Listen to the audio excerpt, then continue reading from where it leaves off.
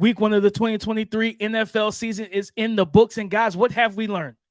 Tell you now that the preseason success does not correlate to NFL regular season success.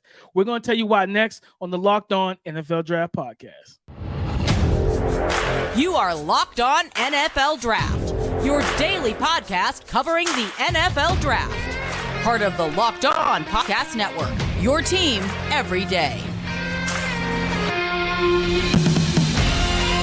What's up, Locked On family? Let's get locked in. Welcome back to the Locked On NFL Draft Podcast, your daily podcast covering your favorite draft prospects, part of the Locked On Podcast Network, your team every day. I am your boy, Damian Parson, always on the ones and twos. You can find and follow me on Twitter at DP_NFL. Guys, thank y'all for making Locked On NFL Draft your first listen today and every day. Thank y'all for being our every Dayers. You already know what it is. You got my boy, Mr. LSU, my partner in crime, Keith Sanchez. You can find him and follow him on Twitter at The Talent Code. Keep talking to him, baby. What up, Locked On family? This is Keith Sanchez, Senior Draft Analyst with the Draft Network, man, the 2019 National Champ, right? But you know why we're here, right? Myself, DP, we're here to bring you that championship-level content surrounding the NFL Draft every single day. Like we say, man, 24/7, 365. This is where you come to for your daily draft content where we talk everything football, man. We talk college. We talk NFL. We do it all, man. And so today's slate, right, we're talking about a big Tuesday, man. We just wrapped up the first edition of Monday Night Football, but we're going to talk about this, man. What have we learned after 1 week of NFL football? We're going to give you a rookie report that we're going to be bringing to you each and every week, how these rookies are performing, and then we're going to do what?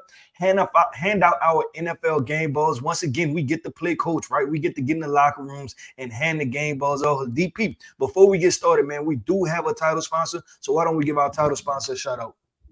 Today's episode of Locked On NFL Draft is brought to you by Prize Picks.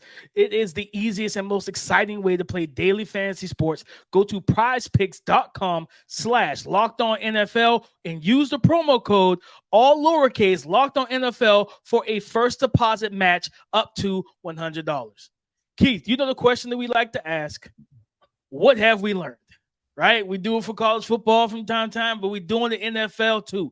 What have we learned? Week 1 has just ended, man. When you look back on all the action from this past Sunday, Keith, what is the one thing you like? You know what? This is what I learned this week.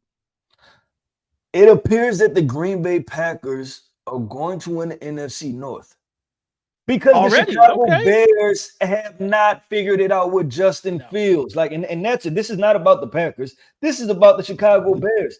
That after all the additions in the offseason, right? That was an extremely disappointing performance, right? And I'm not going to, I guess, exclude Justin Fields for any type of criticism, right? Like he needs to play better. But man, when I watched the game, I watched play design, right? I watched how do you involve the weapons. And I just didn't feel it, DP. I didn't like it. I didn't like what I saw.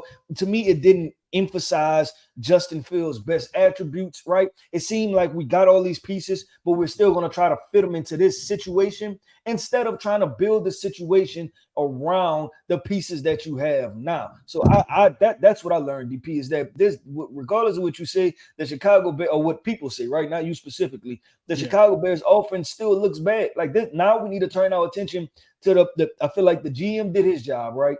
Go and get some offensive linemen, reassuring the offensive line, and go and get some offensive skill positions to help this thing out, right? Now you got to turn you got to turn to, I'll give 25% Justin Fields, right? But the offensive coordinator, why are we not using play call like play design, run design plays for Justin Fields, who's one of the most athletic quarterbacks in the entire NFL? This is about moving the football. It looked like there's so much of an emphasis, DP, on sitting there and telling Justin Fields to stand in a pocket and become a pocket passer. That is the train of thought that we've had 20 years ago, right? I hope that over these past 20 years, and we've seen the success of Cam Newton's, Lamar Jackson's, and so many other players, that we're way past that now, right? Like we have different offensive concepts that we're way past that we can take a mobile quarterback, a dual threat quarterback, and allow him to use his legs on run design, play design type stuff. Because what I seen yesterday, I'm so disappointed in what that looked like. No, and I'm glad that you kept it 100, right? Justin Fields has to own some responsibility, like you said. It was a play where I think he threw. I think he got sacked on one where it's like it was kind of mesh concept where it was mesh with sit. So you got crossers and you got I think Darnell Mooney kind of sitting down in the middle of the field. And what I saw from the end zone angle watching Justin Fields, his eyes are taking too long to go through the mesh concept. You know what I mean? Because mesh really will take you through the reads itself, right? It's like 1, 2, and then 3. So it's taking you through the reads because these guys are crossing typically at the same time. So you're seeing who's going to break free, whose route's going to pick for the other, and then you can hit whatever is open. But he missed Mooney, and I think he ended up getting sacked on that. And I remember just like watching that play, I was like, Fields, you got to come off that read. Mooney's right there in your face. You know what I'm saying? Like you're putting more pressure on your O-line. But I agree with you, Keith. One thing, and it's crazy enough, watching the film from last year, when did Justin Fields really look his best? To me, is when you're telling him to push the ball vertically. He's a vertical passer, right? He's not somebody that reads it extremely well going horizontal.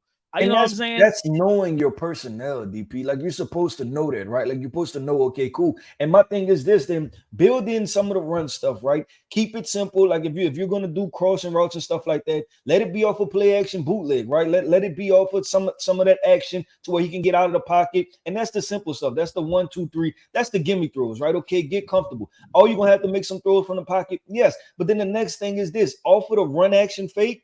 Take your shots downfield, right? Have the shots built in to take it downfield. And I agree with you 100%. I say this all the time. Every quarterback, even they're different quarterbacks, even at a great level, right? Some see it, anticipatory throwers, they see the field horizontally way better than others. Some quarterbacks, they push the ball down the field better, right? They understand how to throw those one-on-one shots. So I agree with you 100%, DP, that's the case for Justin Fields. No, and so they got to figure this thing out. I don't like the offensive coordinator. I haven't liked his offense and his scheme since he got there, with Fields. And I just feel like they got to figure it out. They got to figure it out quick, Keith. For me, what have I learned? Take preseason as small in your evaluation as possible, baby. Preseason means nothing. And what I mean by that is this. I don't care who looks great in the preseason. That does not correlate to regular season success. It's great. It's a great storyline. It's a great headline to talk about. It gives us something to talk about on this podcast. It gives you something to talk about on the TV. It gives you something to talk about in the barbershop. Like, man, you see my quarterback out there week 2 of the preseason out there throwing those dimes? Yeah, that's cool and all. But when you get to the regular season, then you really get to see how quickly guys, adapt to live football. And not only that, Keith, but like in a sense, preseason, like people will say preseason matters. And I'm not saying that it doesn't matter in the grand scheme of things, but like correlating to success. I think preseason matters in terms of getting your starters out there because you don't want to see the stuff that we saw yesterday.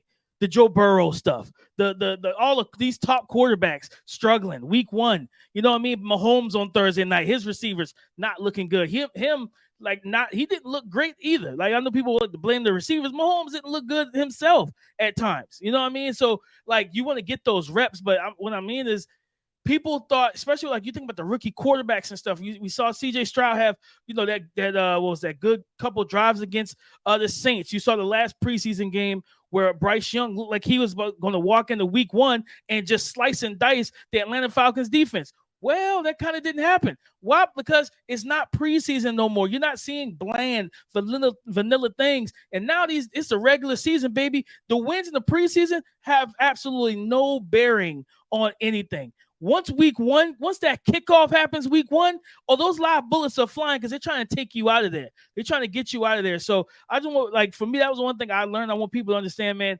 preseason success for a player, for a team, it really means nothing. You just want to get the reps in and get into a rhythm. It doesn't matter how good you look in the preseason if you don't look good week 1. Yeah, and TV, to that point real quick, right? There was a lot of offenses that did not look good, right? Like, yeah, a lot of them, and unfortunately, there was a lot of young quarterbacks out there. You mentioned Well, I don't even know if you mentioned, but I thought about it with Kenny Pickett in the Pittsburgh Steelers, and I'll save that for another podcast, right? Yes. Then maybe that'll come up on tomorrow's podcast. But yeah, there was so many offenses that it was just bad football yesterday. Then there was a lot of blowouts. I was like, maybe there were two good games. Maybe the Chargers and the Dolphins had that was a pretty good football game. But other than that, it was not that many good football games. The Saints and the Titans was 15 or 16. It was not a lot of good football being played yesterday. But DP, let's keep this thing flowing, man, and let's jump into the rookie report. Right, we have to take you across the league real quick, give you a snapshot. How these rookies performed? What do we expect? What do we see? Did they meet expectations or did they fall below expectations? So coming up next, man, is our rookie report. Get ready for the NFL season with incredible offers from FanDuel, America's #1 sportsbook. Guys, right now, new customers can bet $5 and get $200 back in bonus bets guaranteed. Let me repeat myself. Right now, new customers can bet $5 and get $200 back in bonus bets guaranteed. Plus, all customers, not new, not just old, all customers combined who bet $5 will get $100 off NFL Sunday ticket from YouTube and YouTube TV. I'm telling you guys, you want to go ahead and give this a shot because it changes the way you watch NFL football on Sundays. Now is the best time to join FanDuel. The app is super easy to use and you can bet on everything from spreads, player props, and so much more. So visit FanDuel.com/lockedon and kick off the NFL season with an offer that you do not and will not want to miss. FanDuel is the official partner of the NFL. It's time to check in on those rookies, Keith. The rookie report is here for week 1 of the 2023 NFL season. Keith, who we kicking it off with? Who you want to bring to the table for the rookie report? I'm going to go with, you mentioned it already, I'm going to go with Bryce Young. I have two, but I'm going to start this off with Bryce Young. I'm going to start with kind of the iffy-ish kind of, stuff. It's on the screen, right? 20 of 38, 146 yards, 2 interceptions, right? And I think he had one touchdown. He threw one touchdown to Hayden Hurst in the flats, right? Looked like it was just simple concept. But DP, like this goes to what we talked about in the preseason, right? When we talked about this offense and you seen it in person. I seen a chart where somebody released a chart and it was a throwing chart for Bryce Young as far as his attempts, right? And all of his attempts were basically like inside 20 yards, right? There were no shots taken down the field. And you started to see that with the defensive backs. Everybody was sitting on everything Bryce Young was doing. And that's because with this wide receiver core that they've constructed, who is going to be the vertical guy? You have to have that, especially with, just the way this offense is designed. You have to have a vertical shot built in there just to kind of back those defensive backs up. We know that Bryce Young is a timing and rhythm thrower, right? But you also have to have kind of loosen some things up because you're making everything a tight window throw, right? Everything has to be so synchronized. He doesn't have any room for error because everybody's sitting on everything. So when I seen that chart, I was like, yeah, this is pretty much what we talked about on the podcast, that there's nobody to take the top off the offense. And we wonder if everybody's just going to sit there and play man against these wide receivers. And then Bryce Young is going to have days like this.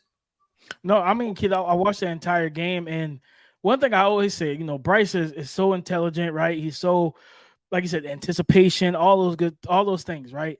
But he's still a rookie in the NFL, and he's going to be tricked by coverages. Like that's why I hate the elite processing stuff. Like you could say he was an elite college processor. He's not an elite NFL processor yet. He's got to see these different looks and these different schemes to learn them, to get the hang of them so he can start manipulating them. Because he threw the 2 interceptions, both to Jesse Bates, who, by the way, was an elite football player Sunday. Jesse Bates was an absolute stud. That looks like three turnovers forced, by himself. Signing for the Atlanta Falcons. Money well spent, Keith. Yeah. Money well spent for the Atlanta Falcons. But I think he picked Bryce off. Now, one of them, Bryce tried to – I remember Tua talked about this, where he tries to look off and then come back and throw it. So he tried to look Jesse Bates off. Bates doesn't move. Then he comes back, doesn't read that Bates is there, and he just throws in the middle of the field. And Bates is like, okay, thank you. You know what I'm saying? I'll take this gift. So it's like, because you're not paying me any attention. And it's those type of things. So with that offense, man, they need to get some guys that's going to stretch the field. And me and you talked about this.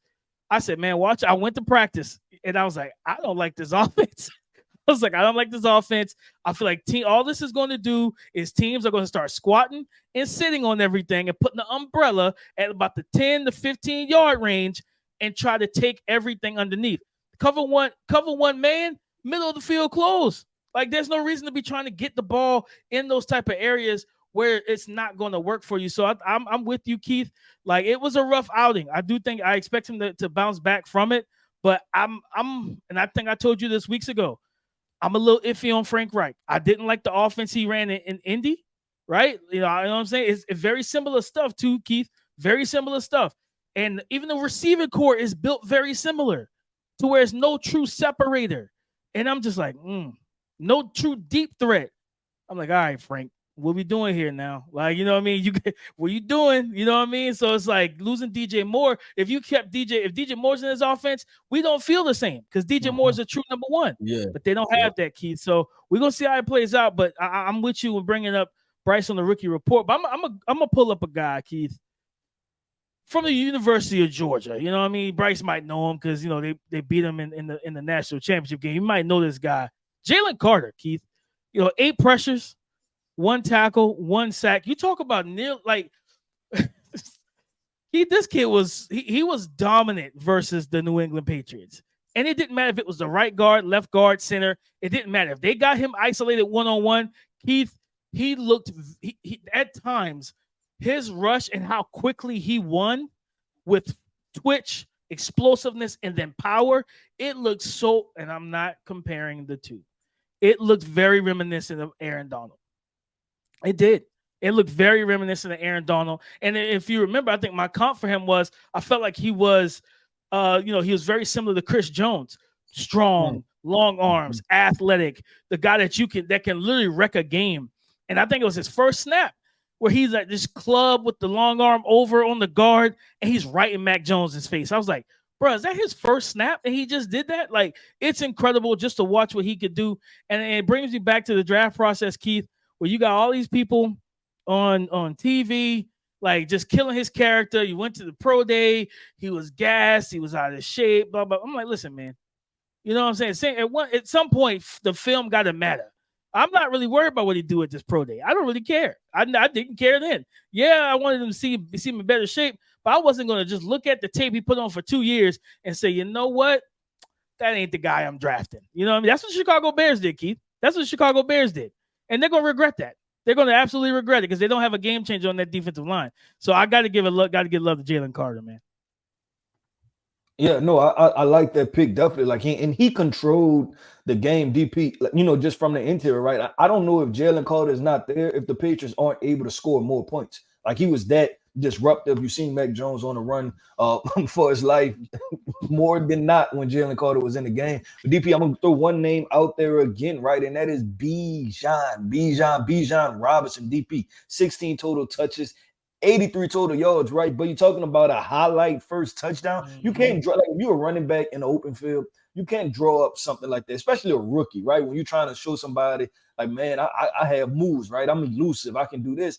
He basically pressed down on the analog stick, but he did it in real life, right? Because when you do that on Madden, you're like, okay, how many times do running backs, do skill position players do this anyway, right? But he did it, and not only did he make the first person miss, he made the next 2 people run into each other, and then he also showed off some ability to break a tackle. So, I mean, just a highlight play, and obviously, they have another good football player, well, another, I would say, rare athlete when you throw out Kyle Pitts, right? And Drake London is a good athlete. So now, like we talked about, that trio, right? And they were able to put some points on the board and get the week 1 W, they're 1-0. And Bijan Robinson, if you ask me, I think he brought some energy to that offense.